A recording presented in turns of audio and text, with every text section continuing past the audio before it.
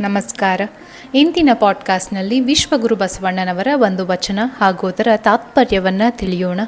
ವಚನವು ಇಂತಿದೆ: ಜ್ಞಾನದ ಬಲದಿಂದ ಅಜ್ಞಾನದ ಕೇಡ ನೋಡಯ್ಯ, ಜ್ಯೋತಿಯ ಬಲದಿಂದ ತಮಂದದ ಕೇಡು ನೋಡಯ್ಯ, ಸತ್ಯದ ಬಲದಿಂದ ಅಸತ್ಯದ ಕೇಡು ನೋಡಯ್ಯ, ಪರುಷದ ಬಲದಿಂದ ಅವಲೋಹದ ಕೇಡು ನೋಡಯ್ಯ, ಕೂಡಲ ಸಂಗನ ಶರಣರ ಅನುಭವದ ಬಲದಿಂದ ಎನ್ನ ಭವದ ಕೇಡು ನೋಡಯ್ಯ.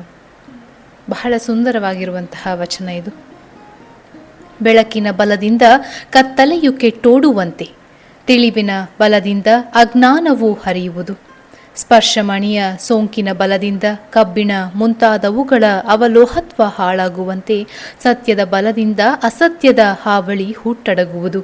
ಹಾಗೆಯೇ ಶರಣರೊಡನೆ ನಡೆಸುವ ಸಂಭಾಷಣೆ ಮತ್ತು ಸತ್ಸಂಗಗಳ ಬಲದಿಂದ ನಮ್ಮ ಅಜ್ಞಾನ ಅಡಗಿ ಸುಜ್ಞಾನ ಸೆಲೆದೋರಿ ಹುಟ್ಟು ಸಾವುಗಳ ಬವಣೆ ಬತ್ತುವುದು ಅನ್ನೋದು ಅಪ್ಪನವರ ಒಂದು ಸಂದೇಶ. ಜ್ಞಾನದ ಬಲದಿಂದ ಅಜ್ಞಾನದ ಕೇಡು ನೋಡಯ್ಯ, ಜ್ಯೋತಿಯ ಬಲದಿಂದ ತಮಂದದ ಕೇಡ ನೋಡಯ್ಯ, ಸತ್ಯದ ಬಲದಿಂದ ಅಸತ್ಯದ ಕೇಡನ್ನ ನೋಡಯ್ಯ, ಪರುಷದ ಬಲದಿಂದ ಅವಲೋಹದ ಕೇಡನ್ನ ನೋಡಯ್ಯ, ಕೂಡಲ ಸಂಗನ ಶರಣರ ಅನುಭವದ ಬಲದಿಂದ ಎನ್ನ ಭವದ ಕೇಡ ನೋಡಯ್ಯ, ಎನ್ನ ಭವದ ಕೇಡನ್ನ ನೋಡಯ್ಯ. ಮುಂದಿನ ಪಾಡ್ಕಾಸ್ಟ್ನಲ್ಲಿ ಮತ್ತೆ ಭೇಟಿಯಾಗೋಣ. ಶರಣು ಶರಣಾರ್ಥಿಗಳು.